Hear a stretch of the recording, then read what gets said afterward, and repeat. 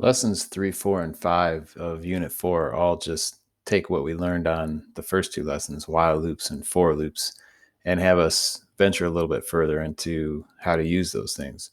So you can see the goals for today: identify some standard algorithms, modify them to fit our needs, and develop our own. So essentially, what this is saying is we have to learn how to write code that involves these loops. And, a lot of it's been done already. So we can look at what other people did. We can create our own. We can modify existing things that we see. A lot of programming is sharing in the ideas of others.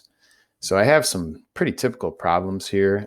One of the things that they would like me to cover with you is if we have some substrings in a string looking for a particular property. So perhaps there's like a Boolean return, true, false. If something happens, we'll say true. If it doesn't, we'll say false, or maybe vice versa. Maybe if it doesn't happen, we'll say true. In this case here, I've got a little method called first last three that we can read about below. And I've got some test cases here. A couple are true, a couple are false. So this is a Boolean return. Let's go look at the method. All right. Given a string str, return true if str contains a three-letter substring that begins and ends with the same letter. All right. So this string might have 50 letters in it, might have two. We don't really know. But would it be possible for us to anywhere within that string find a single three-letter substring that begins and ends with the same letter? All right, well, let's try it out. So what I'm going to do is I'm just going to start writing a indexed for loop here, but I could definitely use a while loop as well. But I like to use an indexed for loop in this case because it'll allow me to pick different indexes, and from that index, I could take a three-letter string. If you start at 0, that's great, because string indexes start at 0. You could also make a case to start at 3 and then go backwards 3 characters. And that might actually work nicely to kind of prevent you from going out of bounds. We could try that in a minute. I'll reconfigure my loop. If I start at index 0, this is where I might get into trouble. If I wrote a typical str kind of length statement here, we'll check that out in a minute. I think I'm going to have to come back and modify that depending how I write my code, because there's a good chance that I'm going to go out of bounds. So these are some things we'll address together in just a second. All right, and as I start writing my loop, I'll go ahead and brace it. Now, what I might do to begin here is just start off by taking a three-letter substring. Okay, and so I could do that by taking str, use my substring method, and I won't put like 0, 3 because I want this to be a little bit more dynamic. I want it to be able to kind of change with each iteration of the loop. So I'm going to use that loop control variable I and then move 3 beyond whatever its current value is. So the first time in, I'll get 0, 3. Then I'll get 1, 4, 2, 5, and so on. And now there's a question that I want to ask about this particular three-letter substring. Okay. If I could take sub and substring it, 0, 1, that would be its first letter. And I'll see if I get the same thing if I take sub and substring it 2, 3, that would be its last letter. And that's what this was saying. Is there a three-letter substring that begins and ends with the same letter? So on the left, I've got the first letter. And on the right, I've got the last letter. So if you had a three-letter substring, those are its first and last letters. If we can find a case to make those equal, okay, and somehow I got an extra parenthesis. No, we're good. Okay. Then I'm going to go ahead and return true. All right. Now, one kind of rookie mistake that I see programmers make is they want to write else return false. That's a very bad idea right here, because this sort of destroys the whole concept of the loop. The loop's purpose in this problem is to consider every imaginable substring that we can create. So if there was 10 letters, I would take, letters 0, 1, 2, then I would take 1, 2, 3, 2, 3, 4, 3, 4, 5, all the way across the string. If you write if-else code, it's not going to allow that process to develop, because what's going to happen is you're just going to make your mind up on the first case. So we absolutely don't want to return false here. In fact, the loop is really just looking for the true cases. So I'm letting the loop handle all the work of the true. If I ever find a successful case, I'll immediately give my answer, but I won't even consider saying false until the loop completes its run. Okay, if I ran this code right now, it would crash and go out of bounds because what I'm doing here is I'm creating every index imaginable that belongs to this string. And so, for example, like if you look at the first test case I gave it, Arcadia Apaches, that is 14 letters. Okay, so the last one is indexed 13. But here's the catch, I can't go to index 13 and say, you know what, let me start at index 13 and then get the next three letters. There aren't, if I go all the way to the last letter of the string, there's not going to be two more letters after it to make a 3-letter substring. So I need to stop this string sooner, from happening, so that I won't go too far into it. Okay, so there's a lot of ways that I could handle this. You might remember at the start, I said, we could have put a 3 here, and then we could have actually set this up a little bit differently. Like I would actually write I minus 3 and put an I here so that like I start at 3 and then I go backwards to get the 0, 3 substring. On the next pass of my loop, I would be 4 and I would get the substring 1, 4. When it's 5, I'd get 2, 5. Now, if I was going to do this, this is actually still an off by 1 error. The way substring works, remember, is a little bit weird how you have to go like one index too far in a sense, um, on the right because it doesn't include it. So I would want to go all the way up to the length if I did this. So the way I have it right now, this would work great. Okay. And if that makes sense to you, cool. If you like how I had it earlier at 0, okay, we can start it at 0. And again, we could put I plus 3 here. But now, how could I adjust the stop? Well, one way to adjust the stopping rule would be to put right here I plus 3. You're saying that you don't want that quantity to go past the end. Like right here, see, this is the biggest number I'm ever going to put into that substring. And the biggest number I'm allowed to put in is the length. So as long as I don't exceed that length, then I'm okay. If I took this off, well, now it's an off by 1 error. Now I didn't quite get that last letter. I didn't give it a chance. And I'm not sure if any of my test cases were even, I should probably put one in there just to show you like that could end up causing an issue, but I'm not sure if any of them did. But like right now, the way I have it, I like it. Okay, let's go ahead and see what happens. So according to these test cases here, we should get true, false, and we are. And yeah, like I mentioned, I don't think I actually put in a test case that really tests the end behavior. If you wanted to, you could put in one like, put in like Eve. And if your code wasn't truly testing the end behavior, like if you had an off by 1 error, it might miss that. And sometimes I think students think, well, what if there's only one letter? Or what if we put the empty string in there? This code would actually still work. It's going to say false because it didn't happen. And the reason I didn't need to write any like special cases like we sometimes do is because of this control right here. If there aren't 3 letters in the string, your loop will never run. Remember, for loops don't have to run. They only run when they're true. And so if it's initially false, which it would be for either a length 0, 1, or 2 string, it would actually just bypass the loop and return false, which is what we want, because if you don't have 3 letters, it can't possibly begin and end with the same string anyway. Okay, so some interesting, kind of weird cases we could throw it there. But yeah, otherwise it looks like it's working. And again, like I said, I could do this a lot differently. I could put 3 here. Okay, I could stop this at I. I could make this an I minus 3. And there's other ways that you can do this too. So, go ahead and create your own method to try to achieve this first, last 3. Okay. All right. The second one that I have for us. Okay. Given a string, return the count of how many times the substring comp occurs in str. So this is kind of another standard algorithm. Okay. So this is from the College Board. So can you determine the number of substrings that meet a specific criteria within an overall string? Okay. So in this one here, I've got a larger string, and we're going to find out how many times in that larger string the 4-letter sequence COMP occurs.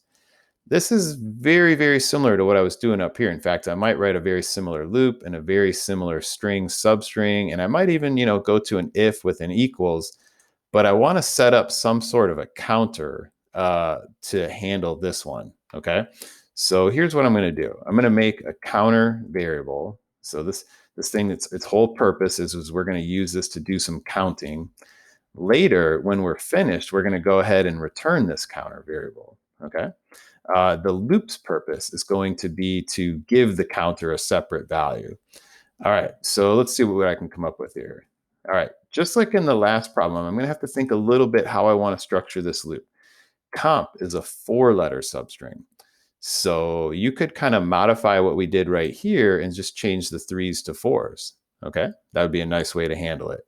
So if I said 4 and go up to and include the length of str, all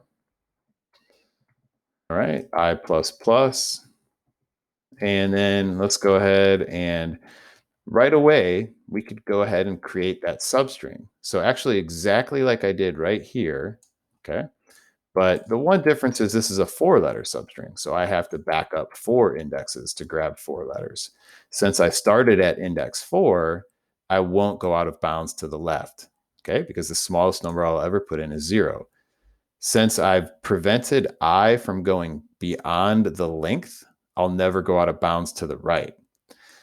Since I've included 0 to the left and the length to the right, I shouldn't have an off by 1 error because I've covered all possibilities. Okay. And when you're writing a loop, that has to be your goal. Don't go out of bounds, cover all the possibilities. All right. So now, if that substring ever equals comp, okay, then we need to count it. So I'll take my counter variable and I'll increment it 1. Otherwise, I'm not going to take any action. So I don't really see the need for any else here. I'm only interested in this special string. If it doesn't happen, well, let's just go to the next case, right? Because that's what's going to happen when you hit this closing brace is you're going to bump back up to the top and you're going to start over. All right. So if it doesn't equal comp, who cares? Just leave it alone. Don't think that you always need to write an else statement. All right. If we take a look, okay, I got 3, 0, and 2. And those were the answers that we were looking for. Okay. And so you can see right here that comp was there. It was again in the middle and it was over here to the right. See, there's 3 of them. There's 2 right in the middle of this string. And there was 0 on the middle one. Now, see how this example, I put comp right at the beginning and at the end. So if we had one of those off by 1 errors. So for example, let's say that right here, you didn't put that equal sign.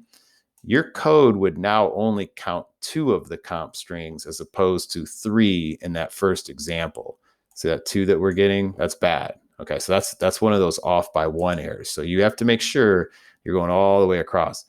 If you were a little less careful and maybe you put a 3 here or a 0, okay? I got my number lock off. Let's say you put a 3 or a 0 or something there. Now it's going to get an index out of bounds exception.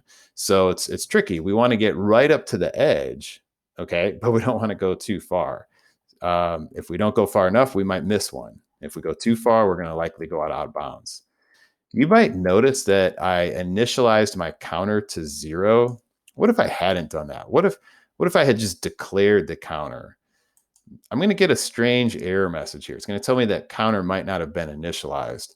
And what they're talking about is you got to give it a value to start at, especially if you're using an increment, because if not, what are you going to increment from, right? So, if we're going to increment, what are we incrementing from? We have to tell it explicitly that we want to start the counting procedure at 0. And if we don't do that, and especially like even let's say our loop didn't even run, like it was a 1-letter string, then in the end, what would we have returned? Like what would the value of counter have been if we never initialized it outside of the loop? And another kind of rookie mistake that we might make if we're not careful is sometimes students want to put the counter into the loop.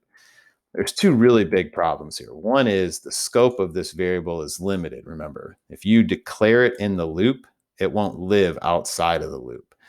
The other problem is this would always restart the count to 0 every time the loop ran. And so it would never actually build up like a running count. Okay, so we have to declare it and initialize it prior to the beginning if we want to return it later.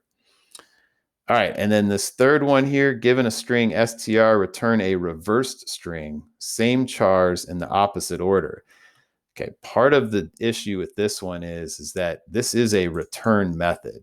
So I can't just like print one letter at a time. So for example, again, this is another, standard algorithm that the College Board wanted me to cover today. If I take the string hello, if I want to reverse it, it's going to go OLLEH. But I can't like print the O and then the L and then the L. I got to do it all at once. So like we've been seeing in some of the string Java bats, we're going to slowly build this string. All right. And sorry. And then when I'm done, I'll go ahead and return the string that I've built. Now, there's no rule that says loops have to go from left to right or start at 0. So in fact, a good way to approach this would be to say, I'm going to make a loop variable that's going to start at the length of str. And I'm going to walk it backwards until it hits 0 with a minus minus decrement. Okay, so here's the advantage of doing that. I could now say build equals build plus, and I'll just take a one-letter substring, and I'm actually going to put I minus 1 here. You may have to think for a second as to why I'm going to do that, but since I'm not letting it hit 0, the last number in will be 1. So that means the smallest number I'll ever see here is 0. So this will actually be 0, 1 on the last iteration, which would be the first letter. The last iteration will put the first letter there. Okay, that's good. We're trying to reverse it. The first iteration, let's say it's a 10-letter string, okay? The first iteration would put 9, 10, and that's the last letter. So the first iteration gets the last letter. The last iteration gets the first letter. That sounds perfect if we're trying to reverse the string. Let's go ahead and see what happens. Now, we didn't actually have to write a backwards loop here, okay? So I'll show you like another way. So you can see my string reversals here. See how hello is written backwards, goodbye is written backwards, okay? The one-letter string A reversed is still A, so that didn't really do anything. Let's say that you wrote just a standard loop, and it just went across the string from left to right. So maybe you did something a little bit more like this, which is kind of a loop that we've been writing. Okay, and now this would be a plus plus. You could actually do that. It's a little weird if we think about how concatenation works. One way I could make this still work for me is if I simply put the plus build on this side. That means that the new letters into the string are going to go on to the left. So when I start off, the first letter goes in and becomes build. When I get the second letter, though, the second letter is actually going to go to the left of the first letter. And then the third letter would go to the left of those two, and so on and so on. So even though I walked across the string forward, the way that I built the substring through my concatenation piece still actually caused a reversal. So there's a lot of different ways we could do this. All of this stuff that I did could be done with while loops. Okay, there's no reason that I have to do for loops. In fact, we could take a kind of a much different approach, especially like maybe in this middle one. So kind of a interesting approach that I could have done here, like a lot differently, would have been to use that index of method that we've seen before. So let's say that I did string index of comp. Now, if you remember how index of works, if comp is in there, it's going to tell me where it is. As long as I don't get -1, then the comp string must have been in there. Now, if it's in there, I don't need to go with this whole substring process. I can just count it because the only way for me to even get into this loop is to pass this test. And if comp isn't in the string, I won't pass this test. Like I'll get -1 and it will say false and I'll get out of here. As long as I don't get -1, then I'm going to run this code and I'm going to count it. The problem is this would be kind of an infinite loop. So what I could do to sort of move it off of here is I could kind of chop off the string. This is going to look a little bit weird, but what I'm going to do is I'm going to chop off some of the letters of str, and I'm going to do that with a substring. And the substring is going to take wherever the comp string was, and it's going to move just past it. You could do a couple of things here. You could put +1. That would move you just right of the letter C, and then you wouldn't see the string comp. You could also put a +4 here since it's a 4-letter substring. You'd move like 4 indexes to the right, like just past where the word comp ended. Both of them should be sufficient. The nice thing about using index of is that the way that that method's written, it can't go out of bounds, which is a little bit different than, oh, sorry. I had mentioned to you I was going to change it to a while loop, and then I didn't. All right. So the nice thing about index of is that the index of method can't go out of bounds. So I don't have to like worry about this causing an out of bounds. Like if I don't say there's only 2 letters left and I go index of and I look for 4 letters, it won't go out of bounds. So like if this moves all the way to the end of the string, no big deal. Okay. Like I said, I could have put +4 here or +1. As long as I move off of where that word comp was, I won't revisit the same one again. Okay. So that's a much different approach. All right. Using a while loop, but it does the same thing in the end. And yeah, so we could have, done some different things with all of these. These are always just, one way to do it. There's never really like a unique solution. I encourage you to, play around with this replit and try your own code out.